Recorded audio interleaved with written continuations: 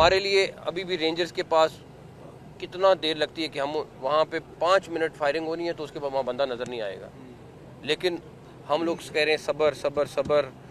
इस टाइम हमारे लोग हैं वो पाकिस्तानी हैं, उनकी जानें ना जाएं, लेकिन एक लाइन आती है जहाँ पे हमें फ़ैसला करना पड़ता है कि उनको हमने अपने लोगों को भी प्रोटेक्ट करना है।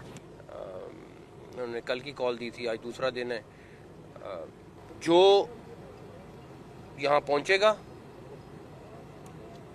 वो डेफिनेटली कोई सूरत नहीं है कि वो रेस्ट नहीं होगा। हम यहाँ पे आपको एक डिफरेंट स्ट्रेटजी के साथ नज़र आएंगे और डेफिनेटली अगर आते हैं तो ये नहीं हो सकता वो आएँ और हम उनको जाने दें।